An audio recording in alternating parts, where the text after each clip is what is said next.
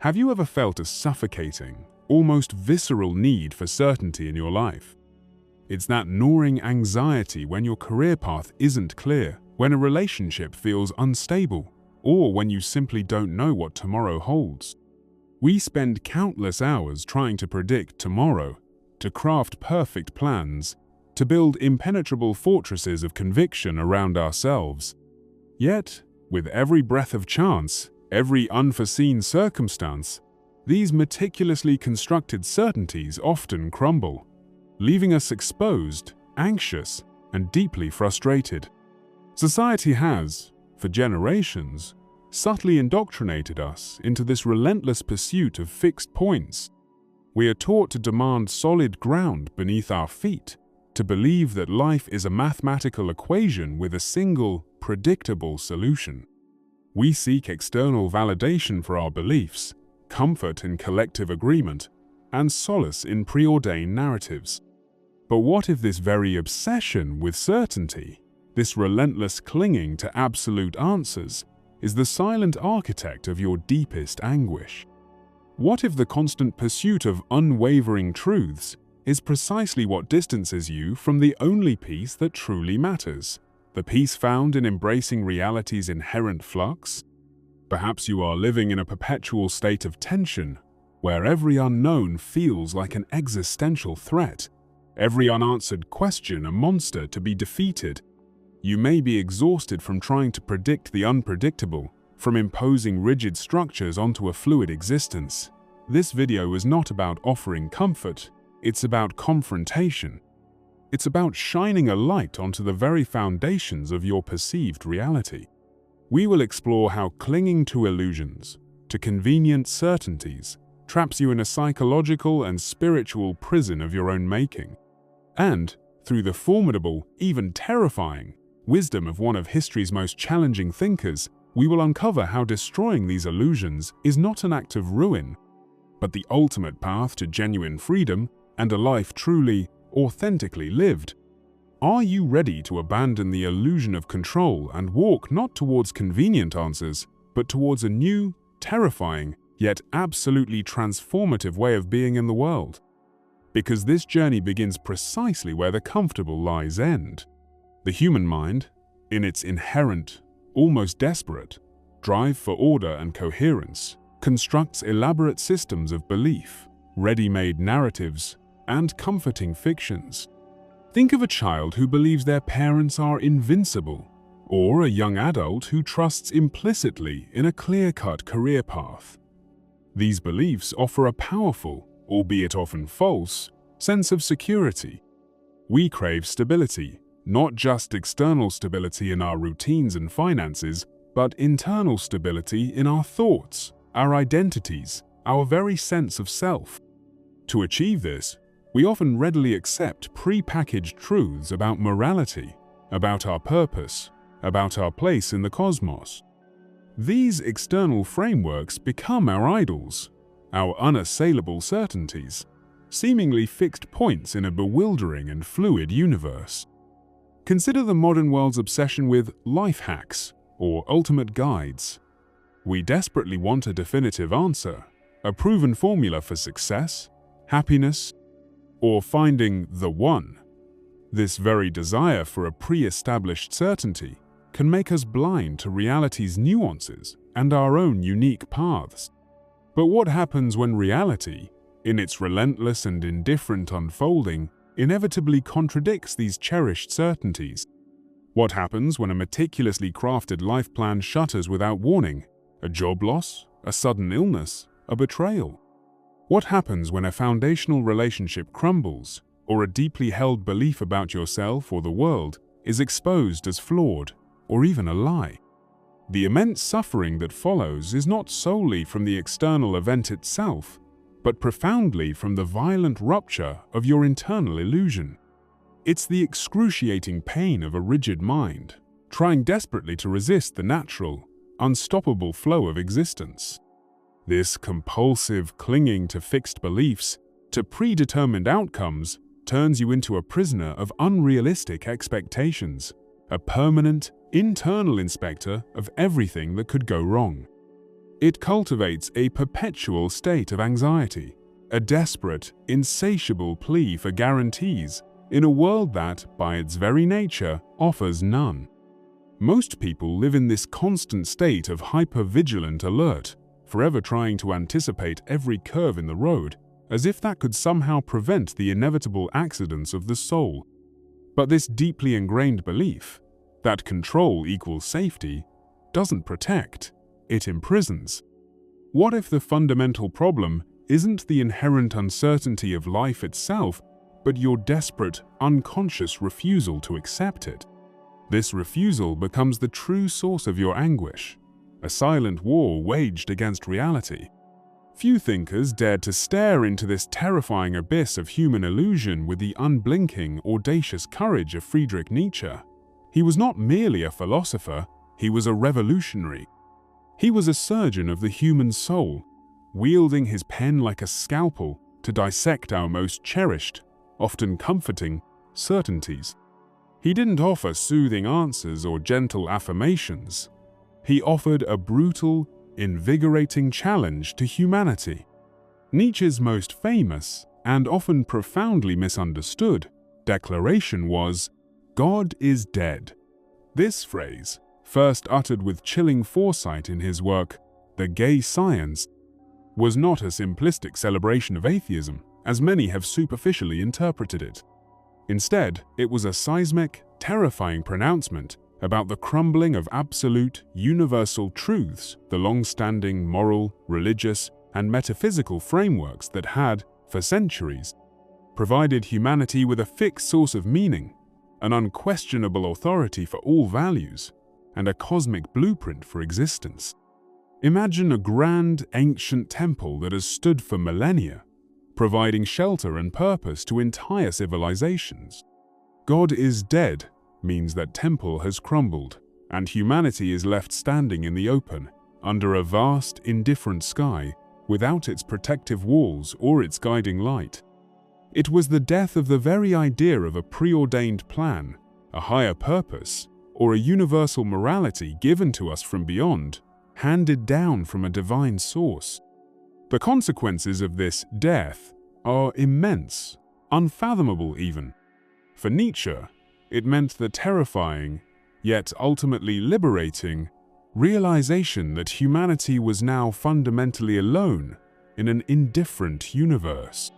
There was no longer a transcendent sky to look up to for ready-made meaning, no external blueprint for how to live, no pre-established purpose to discover. This sudden, vertiginous void, this profound sense of nihilism, is the direct and unavoidable result of our illusions about ultimate certainty being shattered. It's the chilling moment we realize we've been outsourcing the most fundamental responsibility for our lives, the creation of meaning itself, to comforting fictions that no longer hold sway. Nietzsche understood with chilling clarity that this death would bring immense suffering, confusion, and despair, as humanity would instinctively recoil from the void left by their fallen gods. They would search desperately for new certainties to cling to, new idols to worship, but he also, defiantly, saw it as the greatest opportunity for liberation and profound self-overcoming. He was a relentless, uncompromising critic of any idols, any fixed belief systems, any comforting lies, any dogmas, any societal norms that prevent human beings from fully confronting the raw, unvarnished reality of existence and realizing their absolute potential. In Twilight of the Idols, for instance, he systematically dismantles these false gods of reason, morality, and conventional wisdom, revealing how they diminish life, stifle authentic creativity, and breed a corrosive conformity. For Nietzsche, clinging to illusions is not innocence. It's a profound, tragic weakness that keeps us from living authentically and with power, keeping us bound to a reality that isn't truly ours. So, if certainty is dead, and illusions must be destroyed, what remains in their wake? What is left when the comforting scaffolding of external meaning crumbles?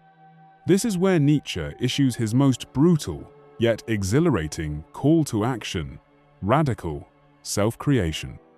Most people, when faced with this existential void, the terrifying realization that they are truly alone, without a divine manual, without guaranteed outcomes, with no one to blame but themselves, they collapse.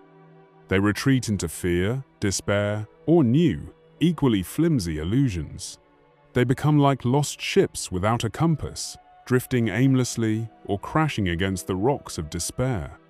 But those rare individuals who possess the courage to face this terrifying freedom without crumbling, they begin a profound process. They begin to forge an unbreakable consciousness, a self-wrought meaning that defies an indifferent universe. Nietzsche introduces the concept of the will to power. This term is often profoundly misinterpreted as a crude, aggressive desire for dominance over others. But for Nietzsche, the will to power is a much deeper, more fundamental drive. It is the inherent impulse towards growth, overcoming, and self-mastery. It is the ceaseless drive to shape reality in one's own image, to constantly surpass oneself, to create meaning and values where none are given. It's the driving force behind all creative acts, all acts of courage, and all acts of profound self-overcoming. Imagine an artist staring at a blank canvas, not waiting for instructions, but compelled by an inner force to create something entirely new. That is the will to power in action. In Thus Spoke Zarathustra, his most poetic and arguably most famous work, Nietzsche presents Zarathustra as a prophet who descends from the mountains to teach humanity about this will to power, about the need to break free from old values, and about the arduous, yet glorious, path to becoming more than human. This process of radical self-creation demands that you embrace chaos, not instinctively flee from it. Nietzsche famously articulated this profound insight. You need to have a chaos inside you to give birth to a dancing star. This is not merely a poetic metaphor. It's a potent psychological and existential diagnosis. Think of a sculptor who must first shatter the raw stone to reveal the form within, or a forest fire that clears the old growth for new life to emerge. It means that if you genuinely desire to build an unshakable mind, a spirit that transcends the mundane, you must utterly abandon the childish fantasy that this transformation will occur through comfort, through cheap, superficial motivation, or through empty, repetitive affirmations. No, true strength is born when you unflinchingly face suffering without fleeing from it, when you stop begging life to be easier and, with a defiant will, start wishing to be stronger yourself. This transformation necessitates a brutal, absolute break with everything you were taught about strength, about morality, about the very nature of human being. Being strong is not about perpetually smiling, about maintaining a facade of unshakable emotional control, or about pretending that nothing affects you. Being strong, in the Nietzschean sense, is enduring the unbearable, staring into the abyss of your own existence, and emerging on the other side even more formidable, more dangerous in your authenticity. This path is inherently lonely, as you break away from the comforting, yet stifling, confines of herd morality, the common values and beliefs that provide a shallow sense of security but fundamentally stifle individual greatness. As profoundly explored in Beyond Good and Evil, Nietzsche launches a scathing critique against this slave morality, arguing that it represents an inversion of true values, condemning strength, ambition, and independence, and praising conformity, obedience, and weakness out of resentment. To truly destroy your illusions is to definitively walk away from the herd and courageously forge your own singular principles, even if it means standing alone against the current. When you embrace the death of certainty and take on the terrifying yet exhilarating burden of radical self-creation, you begin to live life authentically, truly, for the first time. You are no longer a passive recipient of prepackaged meanings, a mere subject conforming to external norms. Instead, you become an active, conscious architect of your own existence, sculpting your reality with each deliberate choice. This is the challenging yet glorious path towards the Übermensch, or the Overman, a central concept in Thus Spoke Zarathustra. The Übermensch is not a literal superhero, nor is it a biologically superior being, nor a figure of genetic evolution. It is, for Nietzsche, a philosophical ideal, a profound vision of human self-overcoming. It represents the being who has transcended conventional morality, who has courageously created their own values from within the void, who affirms life in its totality despite its inherent suffering, and who lives according to their own profound internal will. The Übermensch is someone who has truly destroyed all comforting illusions and taken absolute, unflinching responsibility for their own being. They do not ask, "Is this allowed?" or "Is this what society expects?" They ask with fierce self-possession, "Is this worthy of me? Is this an affirmation of my will to power?" They are like a master craftsman, not following blueprints, but creating the blueprint of their own life. This radical shift in perspective changes absolutely everything about your existence. When you begin to see yourself as a creator of meaning, rather than a mere servant to external narratives, the way you think, act, and feel transforms completely. You are no longer defined by external expectations, by comforting lies, or by preordained narratives that dictate your worth. You are defined by your own inherent will to power, by your courage to face reality in all its rawness, and by your audacious, creative act of imposing meaning onto an indifferent universe. You become the living embodiment of your own philosophy, a testament to what is possible when certainty is abandoned for truth. This freedom, however, comes at a profound price. It demands that you ruthlessly destroy parts of yourself that still beg for external validation, that still crave approval from the herd. It requires you to unflinchingly face the deep pain of not belonging, of standing alone. It demands that you bear the immense weight of building your identity from scratch, without external guarantees, without superficial pats on the back, without the applause of an audience that cannot comprehend your journey.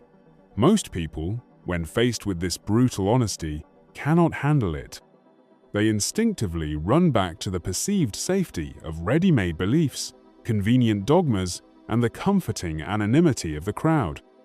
But for those rare individuals who endure this profound discomfort, who persist in this act of self-overcoming, the reward is an unparalleled sense of integrity, absolute clarity, and genuine internal power. You become truly unshakable, not because nothing affects you anymore, but because you have already gone through the cleansing fire of self-confrontation and consciously chosen your own singular path.